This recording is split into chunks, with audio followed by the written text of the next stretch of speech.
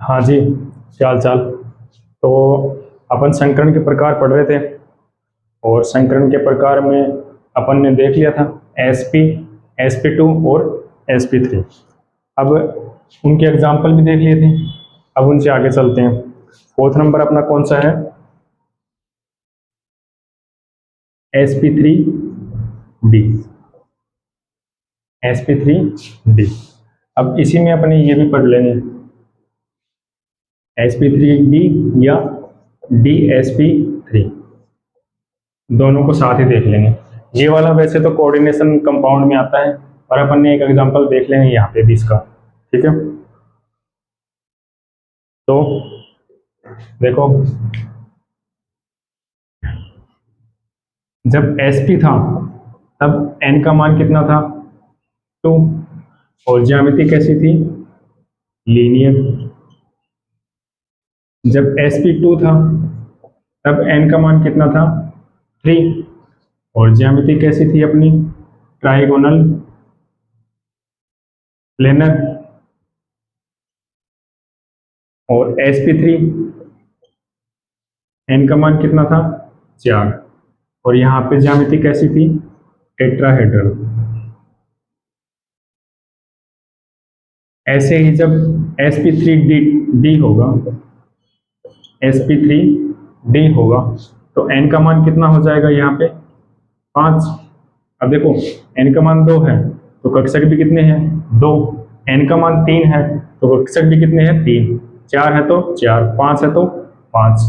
अब यहाँ पे देखो, जब 5 होता है तब ज्यामिति कौन सी बताई थी? टीबीपी, यानी जिस क्या बोलते हैं? Trigonal by pyramidal.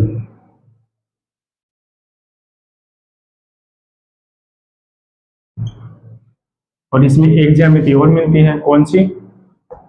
वर्गाकार पिरामिडियन। या और कौन सी मिलती है?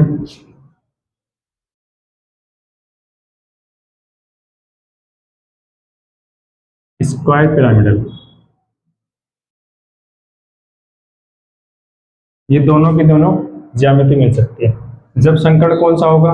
sp3d होगा, कौन सी मिलेगी? Trigonal bi pyramidal. और जब dsp3 होगा तो स्क्वायर पिरामिडल।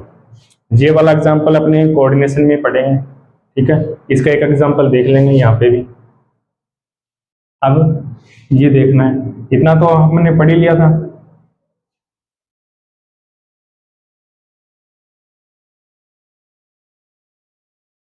तो यहाँ पे एक बार sp3d के लिए वापस से लिख लेते हैं। ये सारी चीजें आपको याद होनी चाहिए, यानी n का मान कब कितना होगा तो कौन सी ज्यामिति होगी, ये आप ये वेस्टर में भी काम आएगा। तो यहाँ पे n का मान कितना होगा? 5। ठीक है, और ज्यामिति कौन सी होगी? टीबीपी, यानी कि ट्राइगोनल बाई पायरामिडल।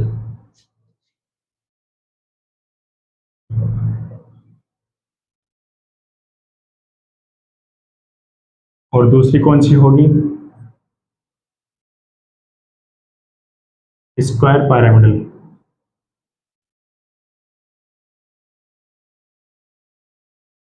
ठीक है, ये त्रिकोणीय द्विपिरामिडीय और ये वर्गाकार पिरामिडीय।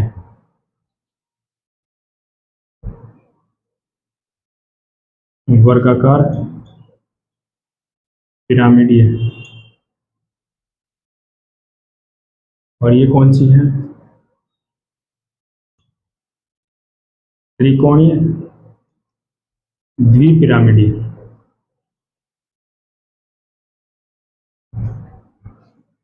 ठीक है, अब देखो, n का मान 5 है तो यहाँ पे कक्षक भी कितने हैं? 5। यानी कितने संकलित कक्षक बनेंगे? 5। एक s होगा, p3, यानी p के 3 होंगे। एक कौन सा होगा? b होगा। तो एक s कक्षक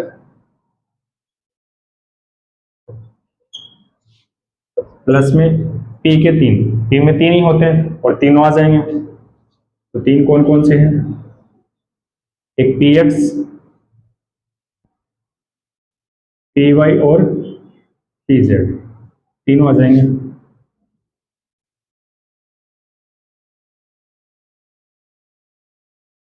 पी कक्षक और प्लस में अब यहाँ पे डी है, तो ये ध्यान रखना जो डी है, डी में 5 कक्षक होते हैं, तो 5 कक्षक में यहाँ पे कौन सा काम में आएगा, डी जेड स्क्वायर। ये कौन सा कक्षक काम में आएगा, डी जेड स्क्वायर।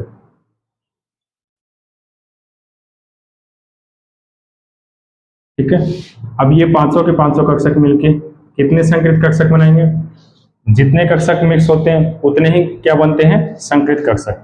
तो यहाँ पे 5 संकृत कक्षक बन जाएंगे, एक लोब बड़ी दूसरी छोटी।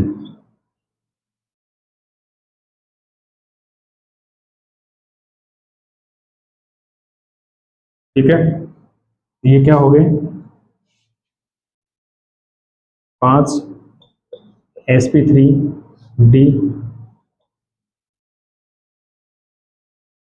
संकृत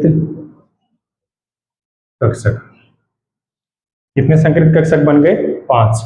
अब ये 500 के 500 संकृत कक्षक हैं, ये 3D के अंदर यानी स्पेस के अंदर ऐसे व्यवस्थित होंगे कि इनमें कम से कम प्रतिकर्षण लगे। ठीक है, अब इनको अरेंज करते हैं, तो कौन सी ज्यामिति के अंदर अरेंज होंगे, ये त्रिकोणीय द्विपिरामिड।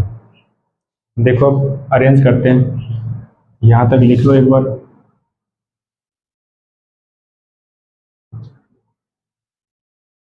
अभी बार बार अपने को डायग्राम बनाए तो छोटी वाली लोग बनाने की आवश्यकता है नहीं, क्योंकि इसका कोई काम तो है नहीं।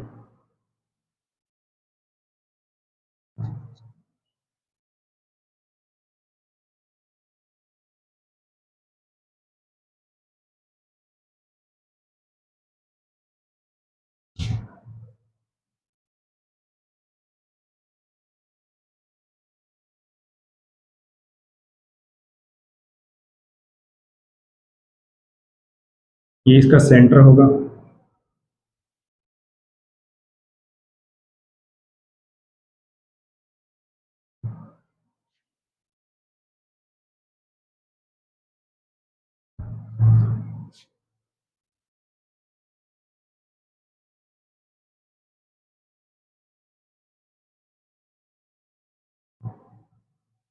एक संकृत कक्षक, ये दूसरा, ये तीसरा, ऐसे तीनों संकृत कक्षक होंगे। इनकी छोटी वाली लोब यहाँ पे ही होगी, दिखाना चाहो तो दिखा दो। ये वाली आकृति तो किस में बनाई थी, sp2 में बनाई थी, समतल त्रिकोणीय, वैसी है ये। अब 2 कक्षक संकृत कक्षक और होंगे, वो कैसे होंगे, एक ऐसे एक ऐसे, यानी कि ये मान लो ये त्रिकोण है ना, त्रिभुज दिख रहा है आपको, ये ऐसे है एकदम प्लेन में, इसके एक कक्षक ऊपर होगा और एक कक्षक कैसे होगा, नीचे होगा, एकदम 90 डिग्री पर। अब यहाँ पे देखो, ये जो ट्राइंगल है यहाँ पे sp2 में भी ऐसा ही था, यानी तीनों के तीनों कक्षक हैं वो समतल में थे, तो इनके बीच कोण कितना होगा, ये वाला 120 डिग्री। ठीक है, और ये वाला कोण कितना होगा, यानी ऊपर वाला कक्षक और ये समतल में जो कक्षक है इन दोनों के बीच ये वाला कोण कितना होगा, 90 डिग्री। ये वाला कोण कितना होगा, 90 डिग्री। तो एक 120 के कोण कितने हो जाएंगे इसमें, एक तो ये, एक ये इन दोनों के बीच का, और एक ये वाला, तीन तो 120 की हो जाएंगे, और 90 के कितने हो जाएंगे, देख के बता सकते हो आप लोग। ये ऊपर वाला और इन तीनों के बीच का कोण 90 का, ये नीचे वाला और इन तीनों के बीच का कोण 90 डिग्री का, यानी ये ट्रायंगल ऐसे हैं, ऐसे हैं, तो ये वाला ऐसे है, तो ये ऊपर वाला और ये जो प्लेन में है इनके बीच का कोण कितना होगा, 90। अब प्लेन में 3 है तो 3 के 3 कोण कितने हो जाएंगे, 90। ऐसे नीचे वाला और यहाँ पे तीनों के साथ 90 का, तो 3 90 के नीचे और 3 90 के ऊपर हो जाएंगे। ठीक है, तो ये वाली ज्यामिति बनेगी इसकी। अब इसको एग्जांपल से समझ लेते हैं, यहाँ पे लिख लो इसके नीचे,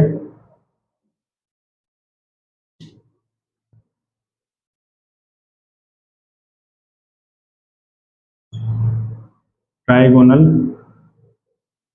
बाई पायरामिडल।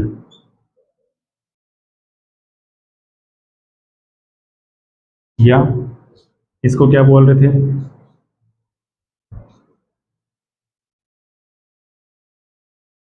त्रिकोणीय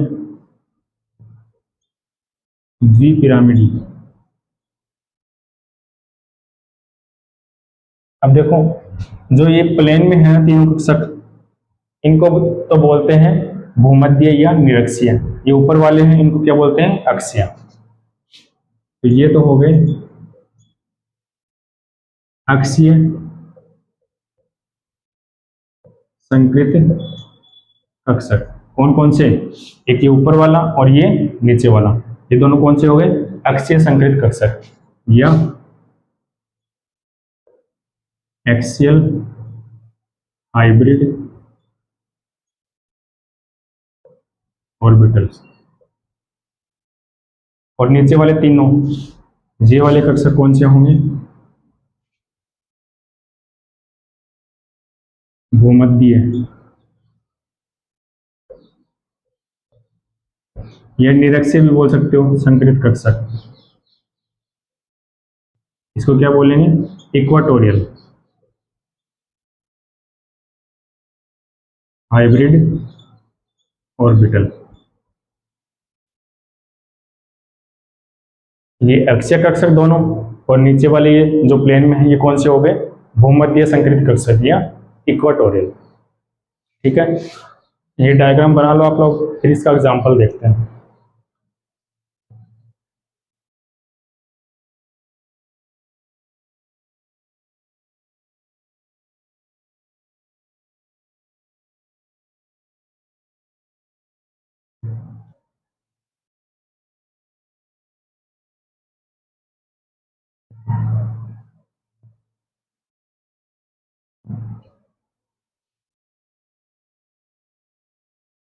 एग्जाम्पल देखो,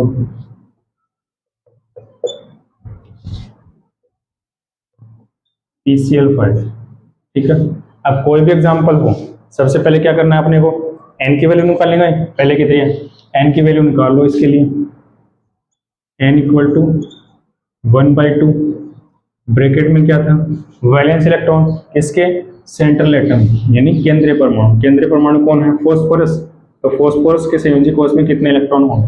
अब फॉस्फोरस आप लोगों को पता है कि नाइट्रोजन फैमिली में आता है, तो नाइट्रोजन फैमिली में जितने होते हैं उसी उतने ही क्या होंगे? फॉस्फोरस में होंगे। तो नाइट्रोजन के अंदर 5 होते हैं, तो यहाँ पे भी कितने हो जाएंगे? 5 प्लस। अब मोनोवेलेंट है, Cl मोनोवेलेंट है ना, एक संयोजी परमाणु है, और कितने हैं? Cl 5 है, प्लस 5, और इसके ऊपर कोई चार्ज है नहीं प्लस माइनस का, तो यहीं तक। कितना हो गया? 10/2 यानी कि 5। अब 5 आ गया, n का मान 5 आता है, तो sp3d। यानी ये तो अपने इसका एग्जाम्पल पढ़ रहे हैं, तो अपने को पता है कि n का मान 5 ही आएगा। पर मान लो वैसे कोई एग्जाम्पल दे दिया आपको कोई उठा के, तब n की वैल्यू निकालनी जरूरी। ठीक है, अब देखो फॉस्फोरस है, कितने पे आता है? 15 पे। तो इसका इलेक्ट्रॉनिक विन्यास क्या होगा? अब देखो, पूरा इलेक्ट्रॉनिक विन्यास लिखने की जरूरत है नहीं बार बार, नाइट्रोजन का पता है ना, तो पूरी नाइट्रोजन फैमिली का वही होगा, बस सेल नंबर चेंज हो जाएगा। जैसे ये है ना,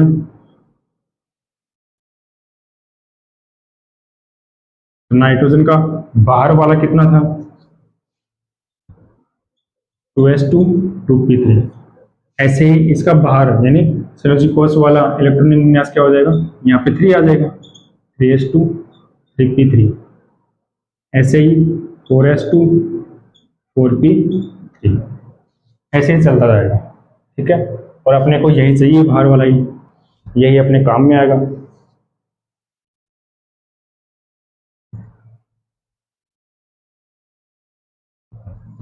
तो अब देखो यहाँ पे बाहर वाले लिख लेते हैं, PS2 3p3।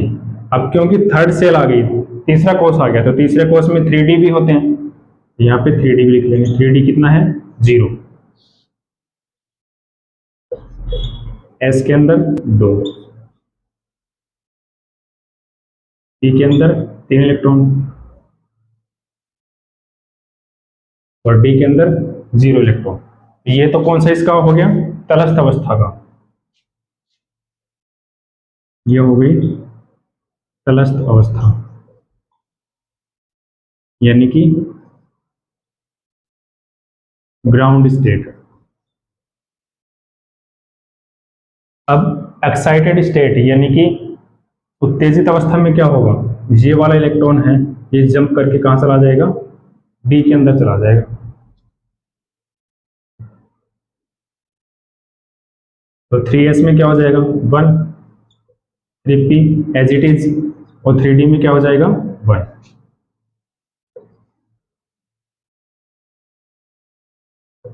ये 3p में 3 इलेक्ट्रॉन,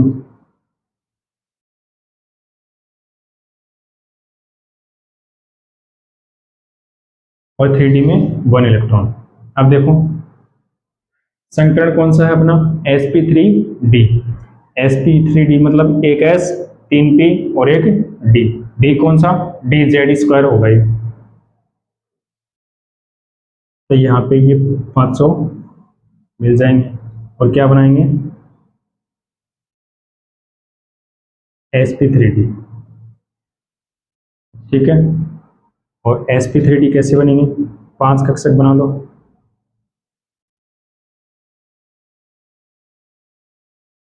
ये और सब में एक एक इलेक्ट्रॉन।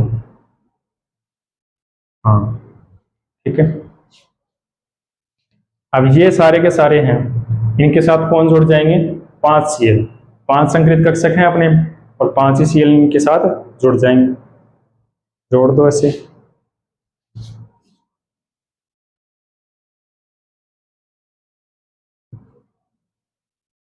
यहाँ पे सबके साथ एक एक Cl जुड़ जाएंगे। ये कौन सी अवस्था थी, उत्तेजित अवस्था।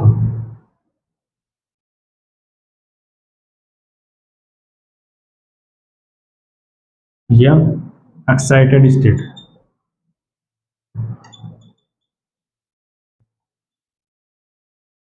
ठीक है, अब इसका वैसे डायग्राम बना लेते हैं, यहां तक लिख लो आप।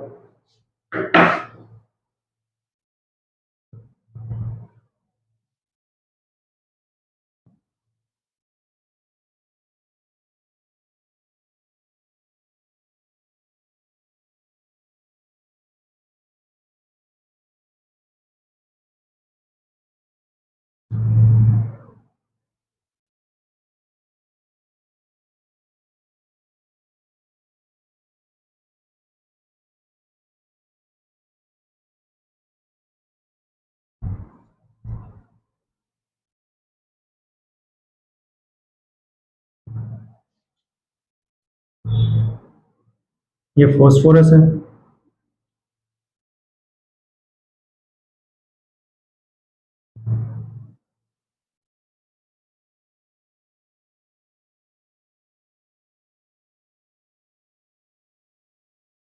तीन Cl तो ऐसे प्लेन में जुड़ जाएंगे।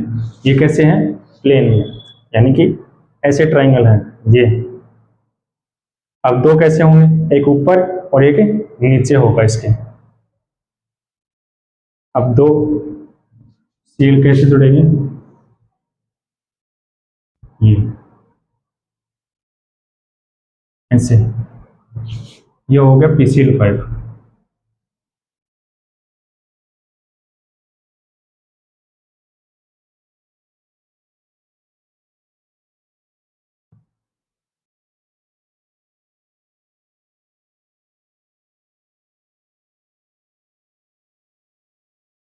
त्रिकोणीय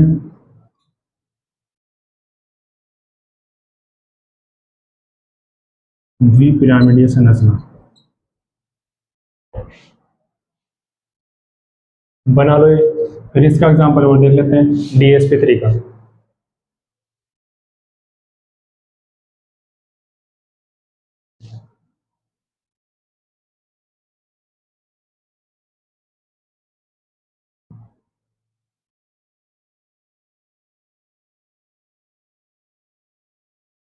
इसी में दूसरा एग्जांपल देखो,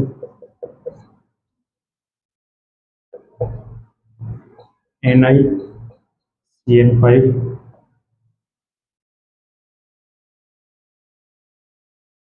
3-। अब देखो DsP3 है, ये कोऑर्डिनेशन कंपाउंड में मिलेगा और ये वाला कोऑर्डिनेशन कंपाउंड है। वैसे आप लोगों ने 12th क्लास में तो पढ़े होंगे ये वाली चीज़ें, कोऑर्डिनेशन कंपाउंड, तो आज समझ में आ जाएगा, इतना कुछ है नहीं। वैसे ये चैप्टर आएगा तब पढ़ लेंगे अलग से, ठीक है। अब देखो यहाँ पे निकल है, निकल की ऑक्सीकरण अवस्था निकालेंगे पहले तो जिसकी निकालनी है उसको क्या मान लेंगे, x। अब देखो Cn के ऊपर होता है -1 चार्ज, ठीक है, -1, एक Cn के ऊपर -1, कितने Cn है, 5 है, तो कितना हो जाएगा -5। इक्वल में यहाँ पे जो भी चार्ज होता है वो इक्वल में आएगा, -3, ठीक है। तो x का मान यहाँ पे क्या आएगा, -3, ये उस तरफ जाएगा तो +5, x बराबर क्या आएगा, +2। तो निकल के ऊपर कितना चार्ज है यहाँ पे, +2। अब देखो ये निकल के ऊपर क्या है, +2। अब निकल का वैसे इलेक्ट्रॉनिक विन्यास क्या होता है, आप लोगों ने पढ़ा होगा ना 12th क्लास में, तो क्या होता है, अपने बाहर वाला लिख लेंगे सिर्फ, 3D8 4s, ये तो होता है। अब क्योंकि अपने पास निकल है, वो कौन सी अवस्था में है, +2 अवस्था में है, तो यहाँ पे हमें कौन से का चाहिएगा, +2 का। तो +2 का इलेक्ट्रॉनिक विन्यास कैसे लिखेंगे, +2 का मतलब 2 इलेक्ट्रॉन यहाँ से चले गए, ये वाले 2 इलेक्ट्रॉन चले गए, तो इलेक्ट्रॉनिक विन्यास क्या होगा, 3D8 4s 0, यानी कि ऐसे बना लेते हैं इसको,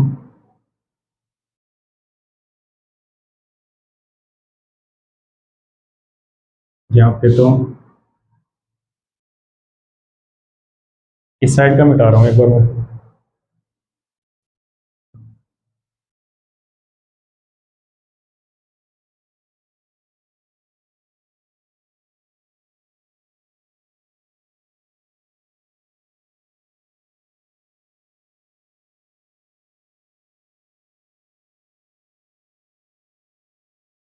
एक एक्स्ट्रा और बना लेते हैं, 4s के बाद क्या आएगा, 4p 0, तो ये 3D 4s और ये 4p। डी के अंदर कितने इलेक्ट्रॉन हैं, 8, 1 2 3 4 5 6 7 और 8। अब देखो अपन ने वो पढ़ी होगी ना, सीरीज पढ़ी होगी जिसके अंदर ये बताते हैं कि कौन सा जो लिगेंड है वो प्रबल होता है और कौन सा दुर्बल होता है, तो उसके अकॉर्डिंग ये Cn क्या आता है, प्रबल। Cn एक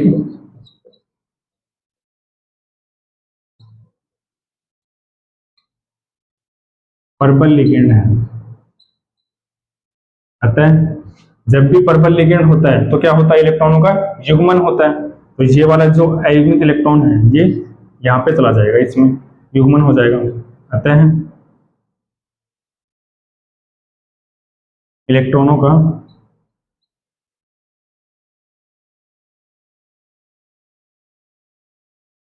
युग्मन होगा, ठीक है। तो ये वाला इलेक्ट्रॉन यहाँ पे चला जाएगा, तो अब इलेक्ट्रॉनिक विन्यास क्या हो जाएगा,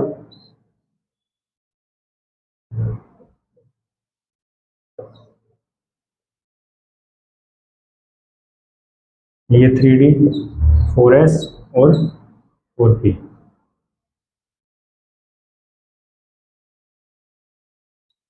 ये हो जाएगा इलेक्ट्रॉनिक विन्यास। अब देखो निकल के साथ कितने हैं, 5 Cn है और यहाँ पे संकरण भी कौन सा है, DsP3, क्योंकि एक अंदर वाला डी खाली है तो ये काम में आएगा, एक D S और P के 3, तो यहाँ पे देखो ऐसे हो जाएगा ये, और कौन सा संकरण है ये, DsP3, ठीक है। अब क्योंकि ये कौन सा बंद होता है, कोऑर्डिनेशन कंपाउंड है, तो यहाँ पे बंद भी कौन सा होगा, कोऑर्डिनेट बॉन्ड होगा, यानी कि उपसहसंयोजक बंद होगा। तो पांचों के पांचों Cn हैं, ये इन खाली कक्षों के अंदर अपने इलेक्ट्रॉन देंगे और बंद बना लेंगे, ऐसे Cn माइनस है ये,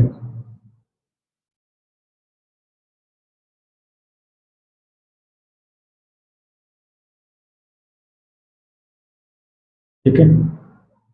अब 500 के 500 Cn है, ये किससे जुड़ गए? निकल से। किसके थ्रू? कोऑर्डिनेट बॉन्ड के थ्रू जुड़ गए, यानी कि उपसहसंयोजक बंध। अब ये बनाएंगे कौन सी ज्यामिति बनाएंगे? ये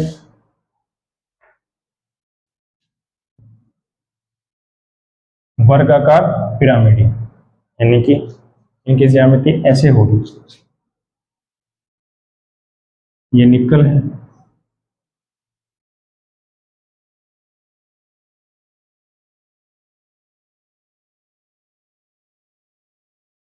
और इसके साथ जुड़ गए Cn। ये तो वर्गाकार हो गई, और पिरामिड एक Cn कैसे होगा? ऐसे ऊपर, ठीक है।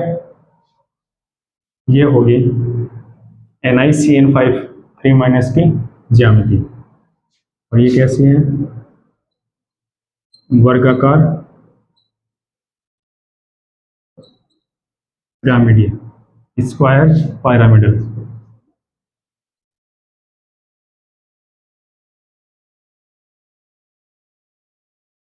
ठीक है, तो ये भी अपन ने देख लिया, sp3d और dsp3 दोनों के दोनों हो गए। अब नेक्स्ट टाइप पढ़ते हैं, आप लोग उतार लो यहां तक एक बार।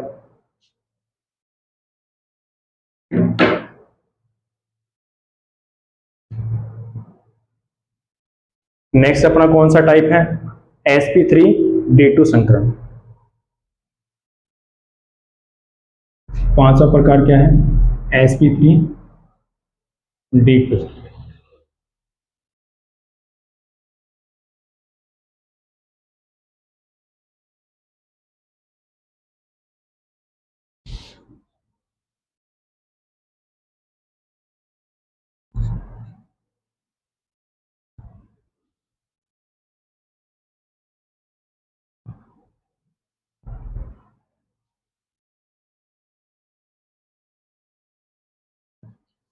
ये पांचवा टाइप है।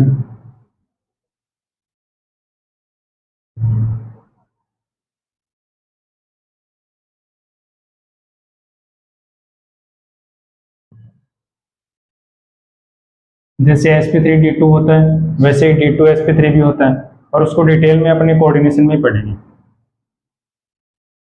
तो यहाँ पे वहां तक जाने की आवश्यकता है नहीं। sp3d2। अब यहाँ पे n का मान कितना होगा? 6। n का मान कितना होगा? 6। और n का मान 6, तो यहाँ पे ज्यामिति कौन सी होती है? अष्टफलकीय।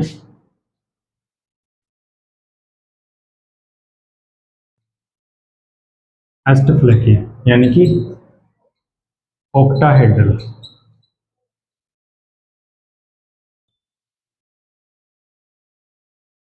अब देखो, एक s है, 3 p है, और दो कौन से हैं?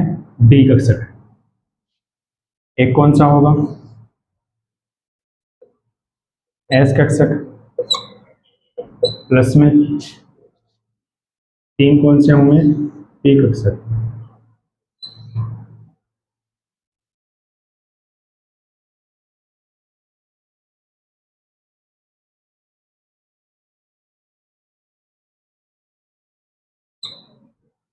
तीन कौन से होंगे? p कक्षक। अब डी स्क्वायर, यानी कि d के कितने कक्षक हैं? 2। अब दोनों के दोनों कौन से कक्षक होंगे d के? एक तो होगा dx² minus Y square,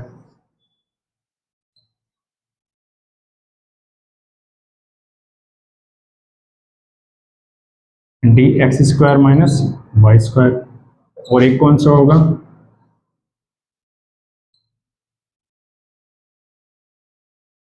dz²। ठीक है। अब ये 500 के 500 6 है ना, 6 के 6 कक्षक मिलके कितने संकृत कक्षक बनाएंगे? 6 ही संकृत कक्षक बनाएंगे। और संकृत कक्षक कैसे बनते हैं आपको पता ही है।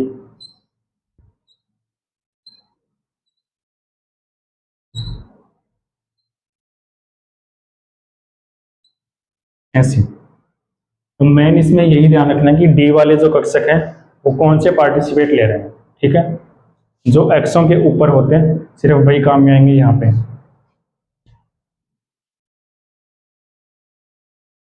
6 sp3d2 संकृत कक्षक, यहां तक लिख लो।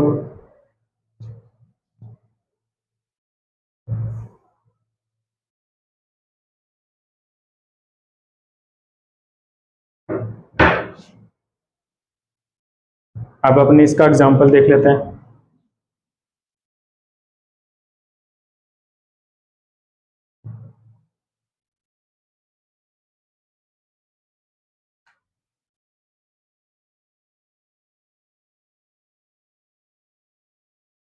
एग्जाम्पल से पहले इसकी अष्टफलकीय ज्यामिति बना लो, यानी कि ये 6 के 6 संकृत कक्षक हैं, ये 3D के अंदर कैसे विन्यासित होंगे।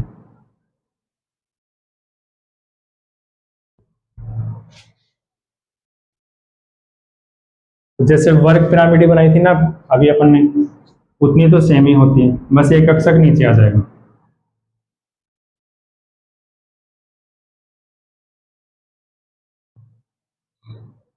ये थोड़ा टेढ़ा इसलिए बना रहा हूं ताकि लगे ये ऐसे प्लेन में है, फिर 2 कक्षक ऐसे ऊपर नीचे आएंगे।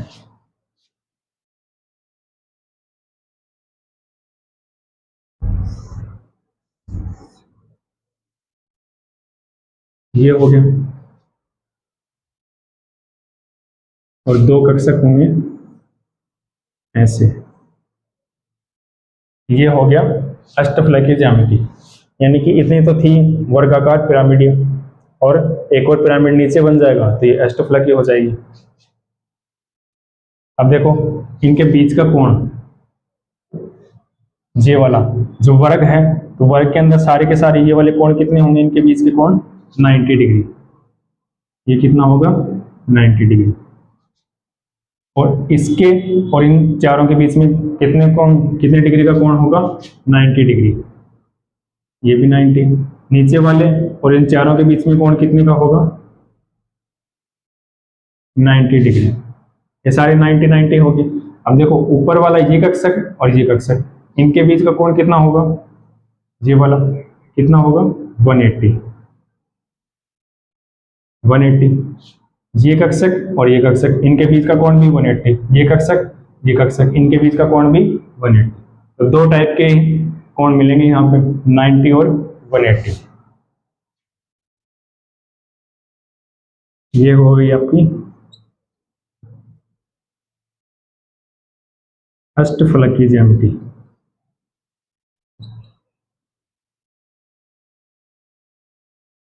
ऑक्टाहेड्रल ज्योमेट्री, ठीक है। अब एग्जांपल देख लेते हैं इसका।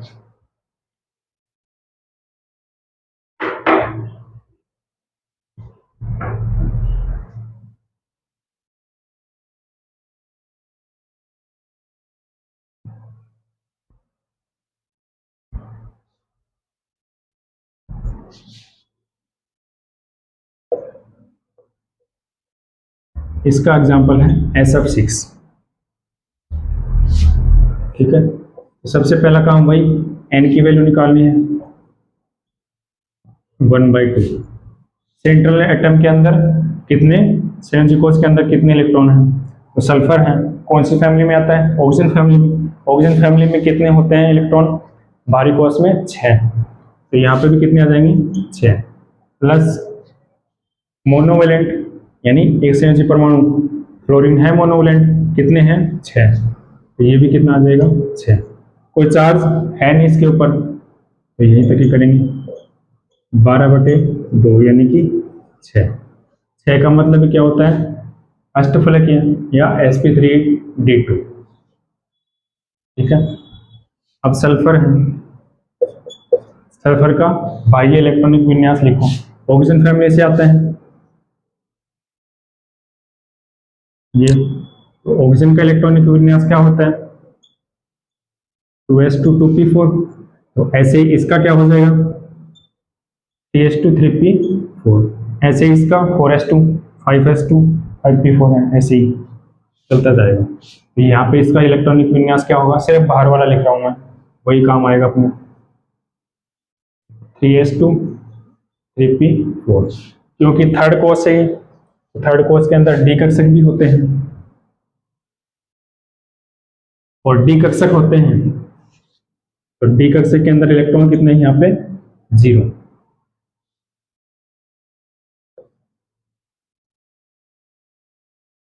ये 3s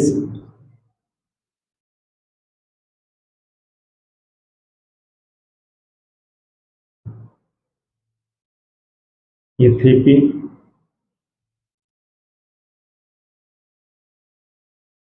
और ये 3d।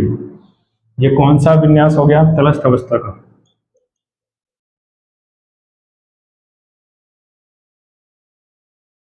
यानी कि ग्राउंड स्टेट।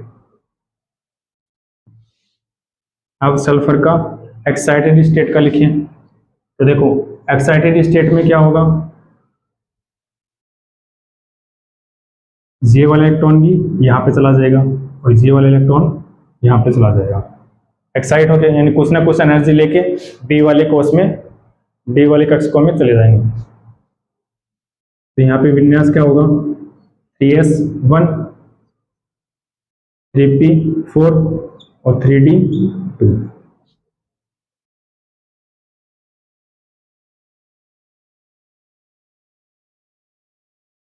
नहीं, ये वाला तो चला ही गया था ना, तो 3p3।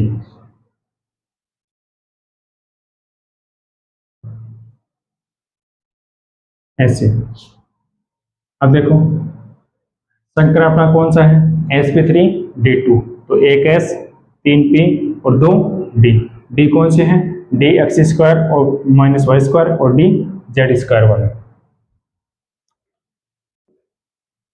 तो यहाँ पे ये आपस में मिक्स हो जाएंगे और कौन सा बनाएंगे, sp3d2 sp3d2। कितने कक्षक हो गए, 6 संकरित कक्षक हो गए।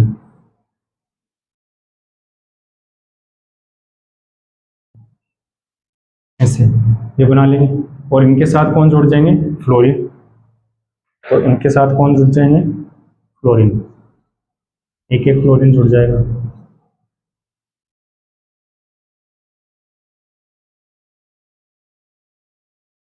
ऐसे, ठीक है।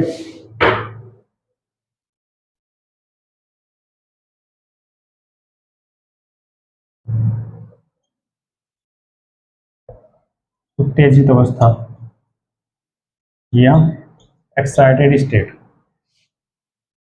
यहां तक लिख लो। फिर इसका डायग्राम और बना लेते हैं अष्टफलकीय का।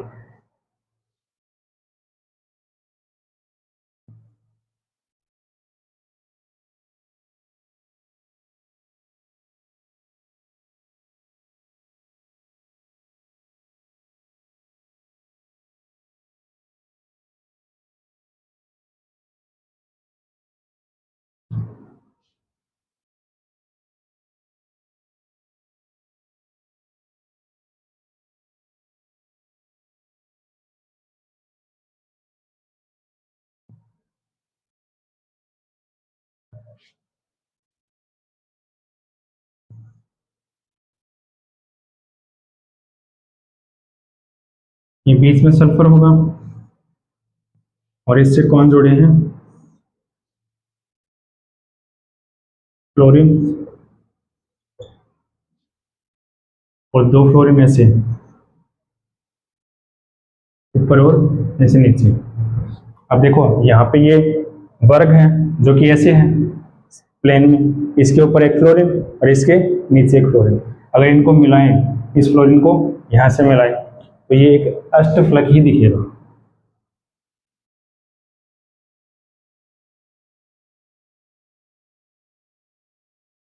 ऐसे नीचे वाले को मिलाएं,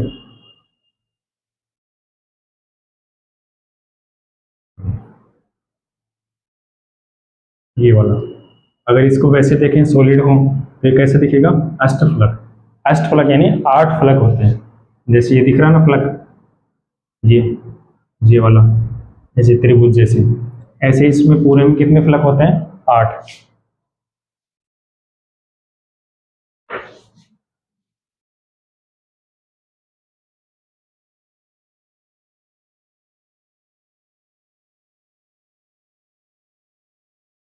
अष्टफलकीय संरचना। ठीक है, ये बना लो। फिर अपने लास्ट चलते हैं, जो sp3b3 है।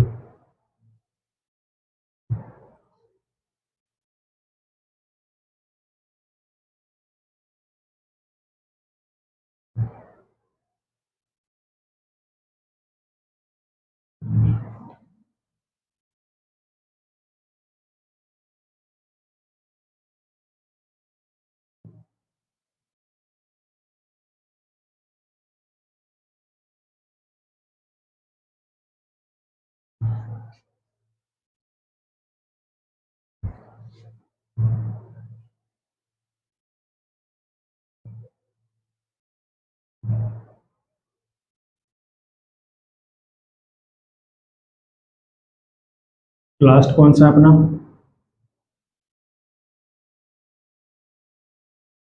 sp3b3, 6 number. ठीक है, यहाँ पे n की वैल्यू कितनी होती है? जितने कक्षक होते हैं 7, और यहाँ पे ज्यामिति की कैसी होगी इसकी?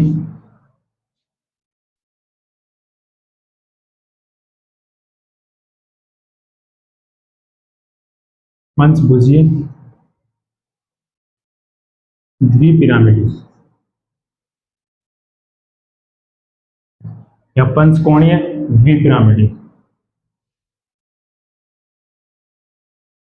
Pentagonal by pyramidal.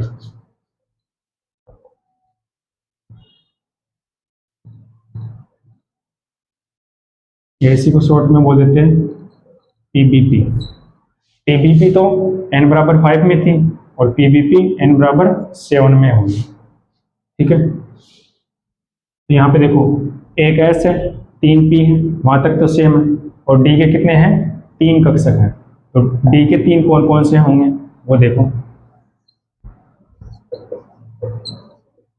S कक्षक plus में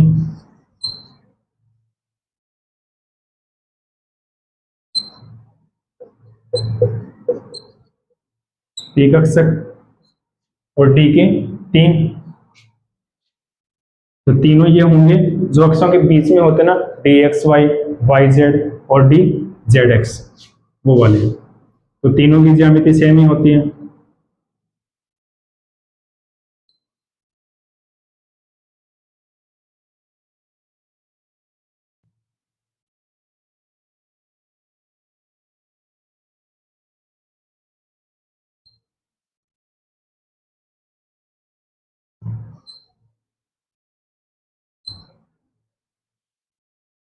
ये मान लो डी एक्स वाई, ये डी वाई जेड और डी जेड एक्स। ठीक है, ये एक्स और वाई के बीच में होता है। ये अपने चैप्टर स्टार्ट किया था ना, तब देख ली थी इनकी संरचनाएं। ये वाई और जेड के बीच में होता है, और ये जेड और एक्स के बीच में होता है। ठीक है, तो ये 7 के 7 कक्षक हैं, वो मिलके कितने संकृत कक्षक बनाएंगे? 7 ही बनाएंगे। बना लो ऐसे।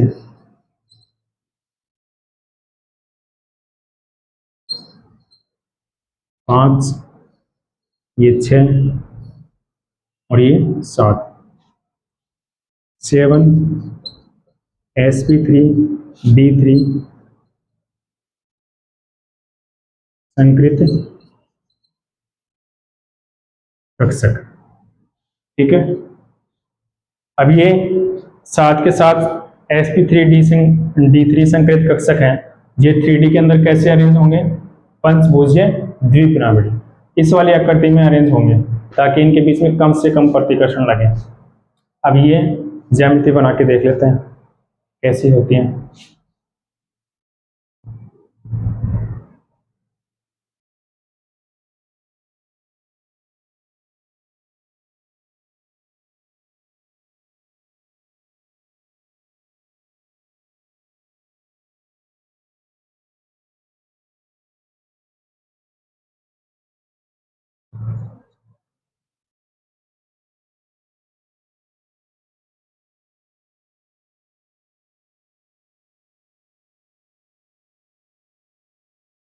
ऐसे पंचभुज होगा।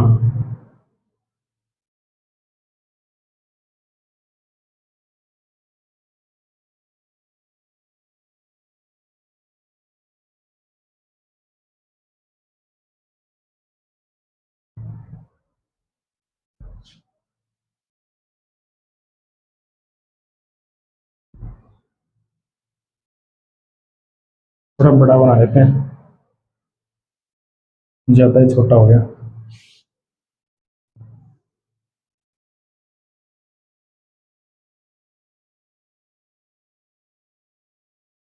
ऐसे तो 5 कक्षक हैं, वो तो ऐसे अरेंज होंगे इस पंचभुज के अंदर।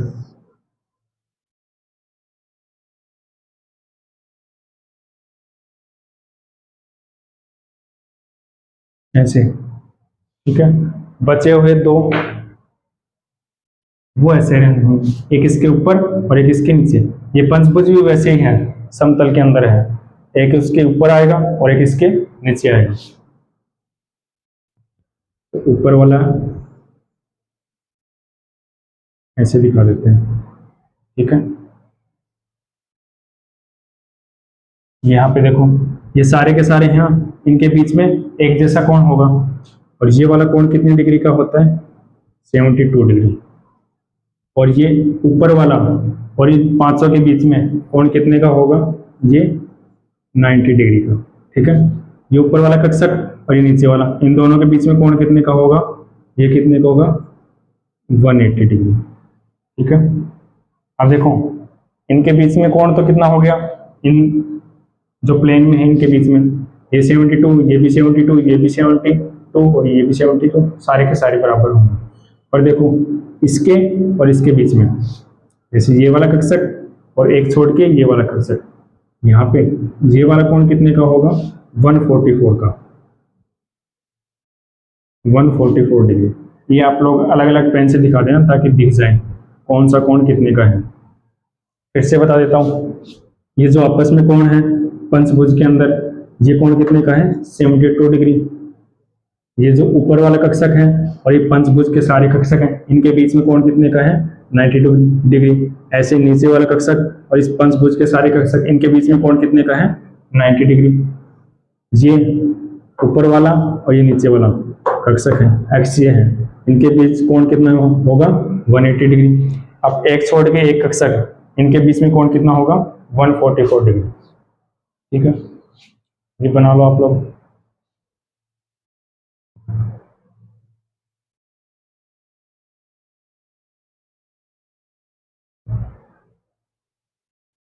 अब इसका एग्जांपल और देख लेते हैं।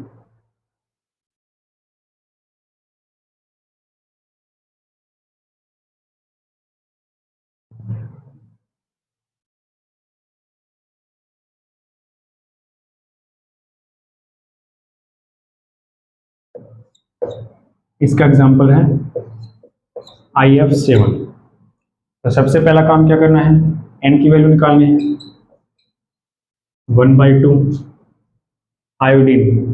तो आयोडीन कौन सी फैमिली में आता है? हेलोजन फैमिली में। और हेलोजन फैमिली के लिए आपको संयोजी कोष के इलेक्ट्रॉन लिखवाए थे, कितने होते हैं? 7। प्लस मोनोवेलेंट कितने हैं यहाँ पे? फ्लोरीन 7 है, तो 7 मोनोवेलेंट, कोई चार्ज है नहीं, तो क्या हो गया? 14 डिवाइडेड बाई 2, कितना आएगा? 7। 7 का मतलब sp3d3।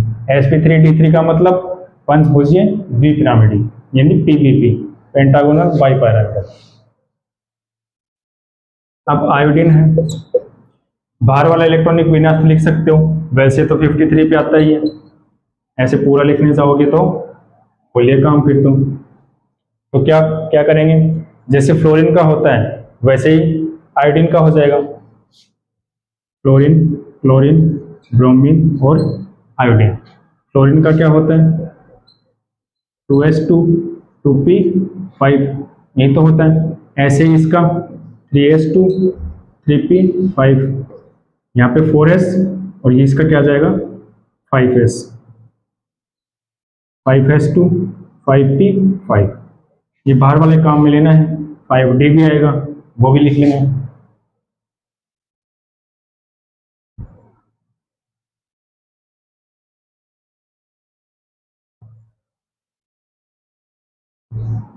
तो अब देखो 5s2 5p 5 और 5d 0। ठीक है, ये तो इसका किस में हो गया, ग्राउंड स्टेट में, यानी कि तटस्थ अवस्था में।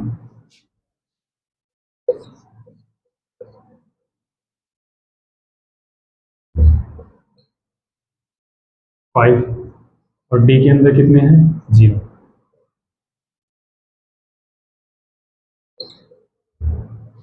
एक्साइटेड स्टेट में क्या होगा, यानी कि उत्तेजित अवस्था में क्या होगा, ये जो युग्मित है ये आगे चला जाएगा, ये आगे चला जाएगा, और ये वाला भी इसमें चला जाएगा। ठीक है, तो अब क्या हो जाएगा, 5s1 5p3 और 5d3। ऐसे तो होगा, 3 इलेक्ट्रॉन इसमें आ जाएंगे, इसमें 1 इलेक्ट्रॉन, 3 इलेक्ट्रॉन, और डी के अंदर 3 इलेक्ट्रॉन। ठीक है, संकरण कौन सा है, sp3d3। तो ये 500 के 700 के साथ मिलके क्या बना लेंगे, sp3d3, यानी कि ऐसे 7 कक्षक हो जाएंगे संकृत।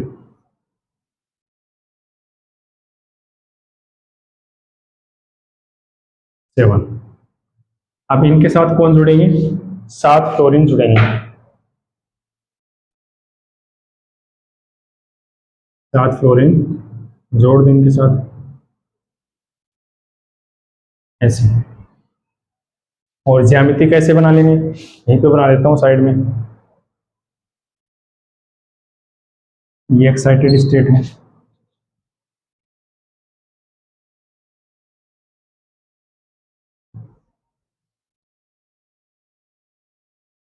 यहाँ पे क्या होगा, आयोडीन सेंट्रल एटम है,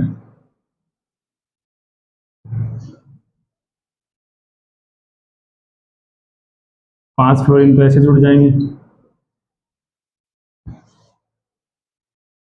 और 2 फ्लोरीन ऐसे जोड़ दो।